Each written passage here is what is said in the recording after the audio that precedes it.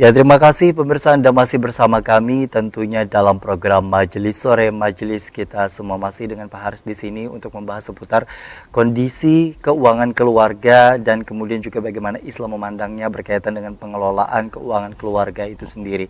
Kalau kita bicara mengenai sumbernya dari mana, kemudian juga kemana dikeluarkan, satu persatu dulu mungkin kita bahas ya Pak ya.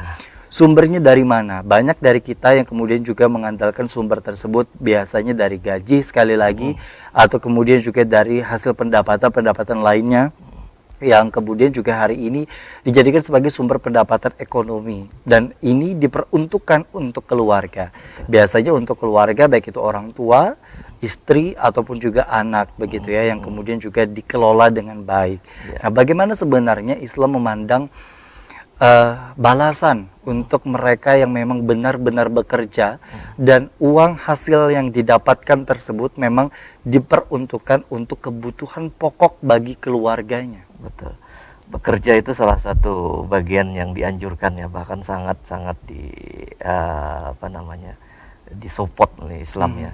Kan salah satu di dalam hadis Rasul itu juga bahwa salah satu pekerjaan yang baik itu adalah pekerjaan yang dilakukan dengan jerih payahnya sendiri, dengan tangannya sendiri. Jadi tidak ada yang sia-sia ketika kita bekerja itu. Nah, cuman pasti diingat tadi ketika orientasi kita harus orientasi kita jangka panjang. Karena dalam mencari rezeki itu sebenarnya kalau kita lihat orientasi kita kepada keberuntungan tadi, kita jangan hanya melihat bagaimana atau seberapa cepat rezeki itu datang. Tapi kita harus bisa lihat bagaimana seharusnya kita mencari rezeki gitu. Nah, itu berarti ada rasa malu di situ yang harus kita utamakan. Karena kalau misalnya kita melihat bagaimana seberapa cepat kita bisa mencari rezeki, nah itu takutnya kalau rasa malu itu tidak ada, nah kita tidak melihat bagaimana yang seharusnya. Sehingga banyak dari kita mungkin yang terjebak ke arah mohon maaf, kita sering sekali mendengar ada Alasannya orang investasi ekonomi. bodong. Betul. Nah, itu kan terjebak. Bahkan mohon maaf kalau kita sering beritakan begitu ya, ada banyak para pekerja seks ataupun juga orang-orang yang kemudian juga melakukan peredaran narkoba dan lain sebagainya dengan alasan ekonomi sebenarnya. Betul, itu hanya dijadikan alasan gitu. Nah, itu tadi ketika kita mau melihat bagaimana rezeki itu datang dengan cepat itu saja, cuman kita tidak melihat bagaimana seharusnya rezeki itu datang kepada kita. Jadi yang seharusnya ini yang menjadikan tujuan kita itu tujuan yang jangka panjang itu dengan falah tadi. Tujuannya jangka panjang. Ada istilah ya memang kita sepakati bahwa ini salah, tapi mungkin boleh didengarkan langsung kepada Pak Haris. Ada istilah Pak, biasanya yang haram saja susah nyarinya, bagaimana yang halal gitu ya. Nah, ini kan anggapan-anggapan bagi mereka yang sebenarnya putus asa dengan karunia Allah, dengan besarnya rahmat Allah. Bahkan ibaratnya kalau kita ketahui begitu ya, Allah tidak memberikan batasan rezeki tersebut hanya kepada orang muslim saja. Betul. Orang yang non muslim pun juga sudah dijamin rezekinya sampai akhir hayatnya begitu. Bagaimana sebenarnya Islam menghadapi berkaitan dengan masa ke masa dan perubahan karakteristik masing-masing dari kita untuk menyikapi bahwa begitu besar karunia Allah dan semua sudah atas jaminan Allah itu sendiri berkaitan dengan rezekinya. Jadi mungkin itu anggapan sebagian orang ya, banyak yang beranggapan bahwa yang haram aja susah apalagi yang halal. Padahal sebenarnya kalau kita lihat bahwa Allah itu tidak banyak membatasi terkait dengan muamalah maliyah namanya. Interaksi kita dengan harta itu malah batasan-batasan yang rinci itu hampir tidak banyak gitu. Semuanya batasan-batasan yang umum itu. Artinya ketika itu tidak ada batasan, sebenarnya yang halal itu dicari banyak gitu ya. Kalau ada kaidah fikih yang al aslu fil muamalah al ibaah gitu. Segala hal terkait dengan hukum muamalah itu pada dasarnya boleh. Jadi artinya kita bermuamalah itu terbuka. Terbuka kecuali yang dilarang. Berarti yang dilarang itu kan tidak banyak gitu ya. Yang dilarang itu kan tidak banyak.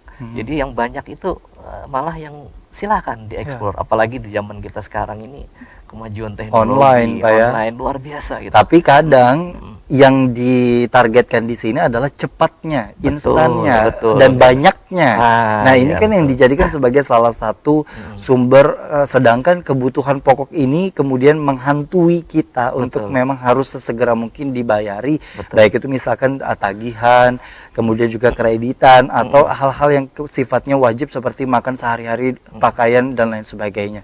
Namun di sisi lain, pendapatan ini dirasa sangat tidak mencukupi dengan semua hal yang kemudian kita jalankan di tengah-tengah keluarga. Bagaimana sebenarnya hal yang bisa kita lakukan mungkin sebagai kepala keluarga di dalam hal ini? Menarik apa yang disebutkan Mas Hermawan tadi. Dirasa-rasa. Itu yang banyak kita rasa-rasa tidak cukup. Gitu. Rasa-rasa gimana pendapatan sudah cukup nggak dikelola? Rasa-rasa. Nah, kalau mengelola keuangan keluarga itu jangan dirasa-rasa, karena kalau dirasa-rasa sih sebenarnya keinginan yang ada di dalam diri kita gitu. Baik. Nah, jangan dirasa-rasa sebenarnya. Kalau itu kan istilahnya kita baiknya itu memang benar-benar cari, lihat. Kalau perlu dicatat. Kalau perlu dicatat pendapatan kita itu dari mana gitu. Kalau kita catat, kenapa? Untuk apa kita catat? Untuk apa kita identifikasi dari mana saja pendapatan kita? Intinya yang pertama kaitannya dengan ibadah sebenarnya. Kaitannya misalnya dengan zakat. Bisakah kita berzakat kalau dirasa-rasa kita tidak cukup gitu? Kalau kan kita tidak tahu sebesar berapa nominal kita, bulan ini misalkan didapat bulan gitu, ini yang didapat. Nah, kan ketika kita tulisnya dari gaji sekian juta, dari pendapatan yang lain sekian, dari sekian gitu. Nah, itu kan baru kita ketahuan. Kalau kita rasa-rasa, nanti mengeluarkannya juga dirasa-rasa. Nah, lalu akhirnya tidak cukup. Gitu, kadang-kadang seperti itu. Nah, artinya juga mungkin gaya hidup yang harusnya kita batasi untuk memang kebutuhan diutamakan daripada keinginan itu tadi, Pak ya. Nah, bicara mengenai kebutuhan dan keinginan, setiap manusia kan pasti memiliki rasa seperti itu sebenarnya. Namun tinggal bagaimana, apakah memang pilihannya dengan berbagai kemudahan saat ini, Pak. Ini kan juga berkaitan dengan transaksi ekonomi sebenarnya ya. Masing-masing dari kita yang kemudian juga tergiur dengan adanya fasilitas kreditan atau kemudian juga fasilitas-fasilitas yang memudahkan sekali untuk kita berhutang, padahal saya yakin juga dari orang tua, nenek moyang kita semua tidak mengajarkan akan hal itu semua. Bahkan dari mereka yang kadang hanya jual beli yang kita anggap kecil, mereka sudah memiliki rumah dan kemudian juga transportasi dan lain sebagainya. Sedangkan kita di era modernitas saat ini yang begitu semuanya serba ada, namun semuanya malah serba kredit, Pak. Bagaimana tanggapannya dengan hal ini? Jadi perlu memang kita membedakan dulu antara kebutuhan dengan keinginan gitu ya. Nah, kebutuhan dengan keinginan masing-masing ada di dalam diri kita dan itu memang diciptakan Allah untuk kita gitu. Nah, tinggal kita bagaimana memanagenya, bagaimana mengelola antara kebutuhan dengan keinginan ini. Nah, seperti yang tadi kita sebutkan bahwa tujuan dari pengelolaan keuangan kita itu adalah tujuan keberuntungan. Nah, yang dicapai itu langkahnya dicapai melalui kita harus melihat bahwa apa kegiatan pengelolaan keuangan kita itu harus berorientasi kepada yang namanya maslahat. Nah, maslahat ini yang harus ada. Maslahat ini artinya selalu berorientasi kepada yang lebih baik. Gitu, paling tidak. Jadi ada maslahat, kalau kita ungkapkan secara sederhana ini supaya mudah dipahami oleh masyarakat. Jadi maslahat itu artinya kita mendapatkan manfaat dan juga sekaligus mendapatkan berkahnya. Tujuan jangka panjangnya itu ya. Maslahat itu artinya memperbaiki, lawannya itu artinya merusak. Merusak itu kalau secara bahasa sederhana. Kalau kursi ini misalnya saya bahasa itu di kelupas, gitu ya? Kelupas ini namanya merusak kan. Nah, sebenarnya kegiatan ekonomi itu kegiatan yang merusak, tapi dia akan harus dia akan mendatangkan maslahat yang lebih besar. Jadi ketika kita mengkonsumsi kan merusak sebenarnya.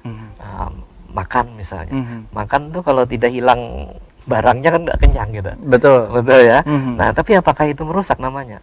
Tapi kita dapat manfaat yang lebih besar. Nah, kita rasa kenyang itu.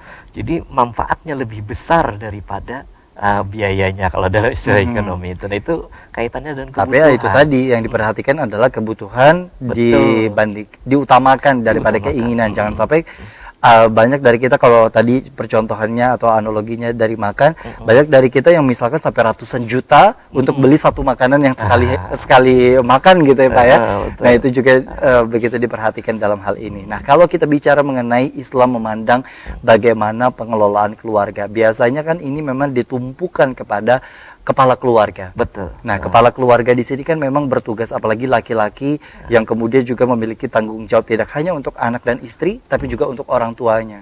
Karena ini kan sebagai bentuk amanah yang diberikan oleh Allah, tentunya atas tanggung jawabnya kepada orang tua, baik itu ibu ataupun juga ayahnya.